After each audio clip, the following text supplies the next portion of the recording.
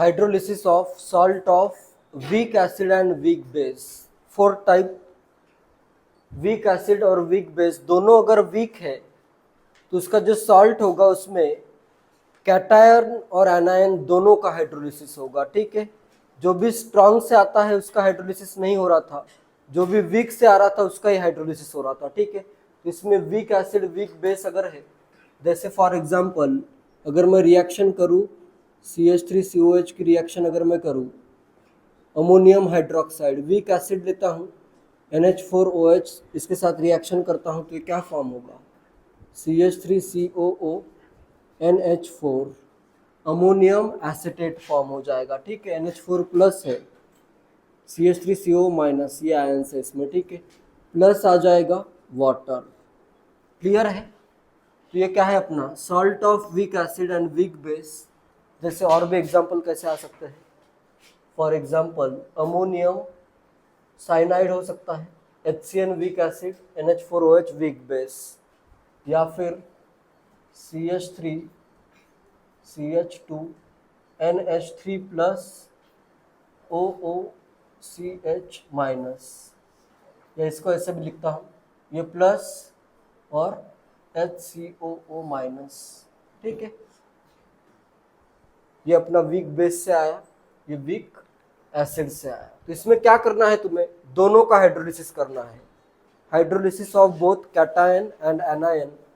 इसी एग्जांपल के लिए, इसी सॉल्ट के लिए मैं सब कैलकुलेट करता हूं। ठीक है, एक एक स्टेप देखते हैं, ध्यान से समझो। सबसे पहले मैं क्या करता हूं, इनका हाइड्रोलिसिस। इसमें सबसे पहले क्या करना है, किसी भी सॉल्ट को पूरा का पूरा डिसोसिएट करना है। कोई भी सॉल्ट हो, पहला स्टेप क्या है, उस सॉल्ट को पूरा का पूरा डिसोसिएट करो। कौन कौन से आयंस रहेंगे, एक तो आयन रहेगा इसमें CH3COO माइनस आयन रहेगा, और साथ में कौन सा आयन रहेगा, NH4 प्लस आयन रहेगा। ठीक है, ये आयन से दोनों का मैं करता हूँ हाइड्रोलिसिस, प्लस मैं कर देता हूँ H2O। तो इधर क्या करना है, इसमें H प्लस ऐड करना है, इसमें OH माइनस ऐड करना है। तो इधर क्या आएगा, हाइड्रोलिसिस के प्रोडक्ट बनेंगे CH3COOH, और इधर बन जाएगा NH4OH। क्लियर है ये हो गया इसका हाइड्रोलिसिस। इसके लिए अगर इसका इनिशियल कंसंट्रेशन मैं लेता हूँ C, फाइनल आ जाएगा C1 माइनस H। इसका भी क्या होगा C1 माइनस H, इसका आएगा CH, इसका आएगा CH। क्लियर है यहाँ तक? Next, KH is equal to hydrolysis constant is equal to concentration of CH3COH into concentration of NH4OH divided by क्या आएगा, कंसंट्रेशन ऑफ, ये पहले लिखता हूँ चाहे तो, CH3COO minus into concentration of NH4 plus. Clear है? Is equal to C²H², values put कर देता हूँ, CH क्या आएगा C²H², और इधर क्या आएगा C1 minus H into C1 minus H, C²1 minus H का स्क्वायर, तो ये आता है H² बाय 1 माइनस H का भी स्क्वायर। क्लियर है यहाँ तक? नेक्स्ट, एसिटिक एसिड के लिए Ka क्या होता है, Ka of acetic acid, Ka equal to H plus का कंसंट्रेशन इंटू CH3CO माइनस का कंसंट्रेशन डिवाइडेड बाय CH3COH का कंसंट्रेशन। क्लियर है? Kb क्या होता है बेस के लिए, अमोनियम हाइड्रोक्साइड अगर बेस है यहाँ पे, Kb is equal to NH4OH break होगा NH4 प्लस और OH माइनस में, तो ये आएगा concentration of OH minus into concentration of NH4 plus divided by concentration of NH4OH। Clear है? KH into Ka into Kb का प्रोडक्ट क्या आएगा, KH into Ka into Kb। Product अगर तीनों का करूं मैं ऊपर देखो ये एसिड, नीचे एसिड कैंसल आउट, ऊपर बेस नीचे बेस कैंसल आउट, नीचे एसिटेट आयन ऊपर एसिटेट आयन कैंसल आउट, नीचे अमोनियम आयन ऊपर अमोनियम आयन कैंसल आउट। तो अपने पास क्या आएगा, के ए के H into K A into K B is equal to क्या जाएगा, के डब्ल्यू बचेगा सिर्फ। क्लियर है ये? तो सबसे पहला फॉर्मूला आता है इसमें के एच का, सबसे पहला फॉर्मूला चाहे तो इधर लिख देता हूँ, के एच इज इक्वल टू के W by K A into K B. तो पहला फॉर्मूला आ गया। नेक्स्ट एच फाइंड अगर करना है तो H by 1 minus H is equal to क्या आएगा, रूट के एच। नेक्स्ट अपने पास क्या आया, H by 1 minus H is equal to root K H या is equal to under root K W by K A into K B. इससे तुम H find कर सकते हो। ये सेकंड फॉर्मूला आ गया। क्लियर है? इसमें से डायरेक्टली अप्रोक्सीमेशन भी नहीं लेना है, H equal to root K H, ये अप्रोक्सीमेशन जनरली नहीं लेना है, इधर सिंपल यही करना है। क्लियर है? ये पहला फॉर्मूला ये आया, सेकंड फॉर्मूला ये आया। नेक्स्ट अभी मुझे पीएच कैलकुलेट करना है। कैसे कैलकुलेट करूं, ऊपर तो कुछ यहाँ पे आ रहा था H प्लस का, नहीं तो OH माइनस का कंसंट्रेशन आ रहा था ना। वीक एसिड और स्ट्रांग बेस था, तो इस केस में OH माइनस का कंसंट्रेशन आ रहा था CH। और अगर मेरे पास वीक बेस हो और स्ट्रांग एसिड हो तो H प्लस का कंसंट्रेशन आ रहा था CH। यहाँ पे तो है ही नहीं कुछ, तो पीएच का फॉर्मूला कैसे कैलकुलेट होगा, होगा या नहीं होगा?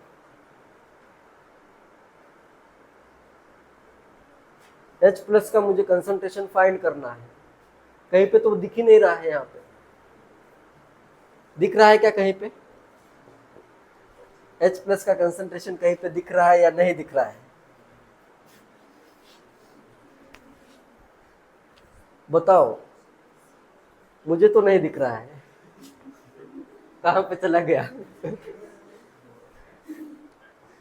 H प्लस का कंसंट्रेशन पूरे बोर्ड पे कहीं पे दिख नहीं रहा है क्या? कहाँ पे दिख रहा है? ये यहाँ पे दिख रहा है, दिख रहा है ना? के की वैल्यू पता होगी। ये क्या लिखा हुआ है, इसका कंसंट्रेशन क्या है, C1 माइनस एच, और इसका कंसंट्रेशन क्या है, CH। ठीक है, तो ये यहाँ पे लिखा हुआ है H प्लस का कंसंट्रेशन, यहाँ से फाइंड करना है। ठीक है, तो ये आएगा concentration of H plus is equal to K A into concentration of acid, concentration of CH3COH by concentration of CH3COO minus. Clear है? ये क्लियर है? ये क्या लिखा हुआ है, CH, और ये क्या लिखा हुआ है, C1 minus H.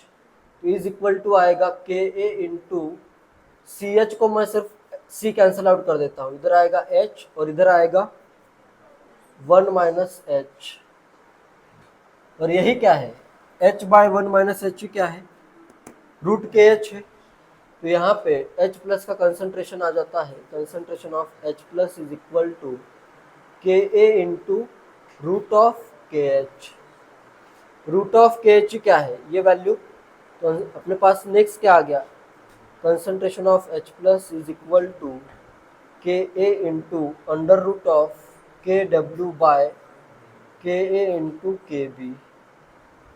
Root K से root K cancel out, concentration of H plus is equal to under root K W into K A by K B.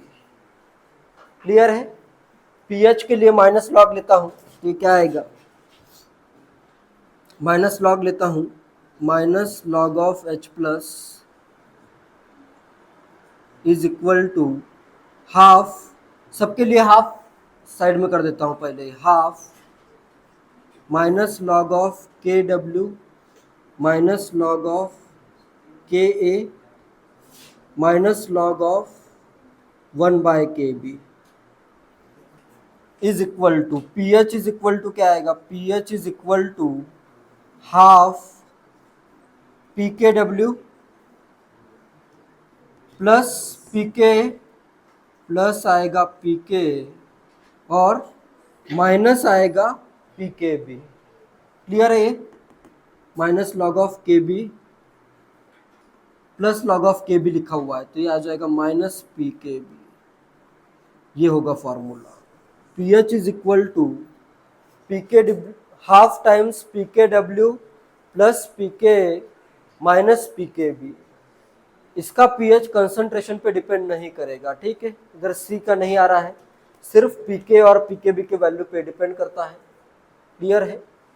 चाहे तो इधर लिख देता हूँ फॉर्मूला। थर्ड फॉर्मूला इंपॉर्टेंट क्या है, pH is equal to half times P K W plus P K A minus P K B. ये आता है पीएच का फॉर्मूला। केएच के फॉर्मूला में क्या करना है, दोनों से डिवाइड कर देना है, K W by K into K B. H के लिए क्या करना है, K H is equal to H square by 1 minus H का स्क्वायर करना है। क्लियर है?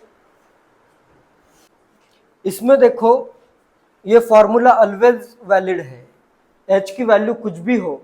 इधर अप्रोक्सीमेशन अपन ने लिया ही नहीं है, कोई भी अप्रोक्सीमेशन नहीं लिया है, तो ये फॉर्मूला ऑलवेज वैलिड रहेगा for any value of H, for any value of के, फॉर एनी वैल्यू ऑफ के बी। हर बार ये फॉर्मूला वैलिड है, इधर कोई अप्रोक्सीमेशन नहीं लिया है, ठीक है। तो ये ऑलवेज करेक्ट ही आएगा, ठीक है।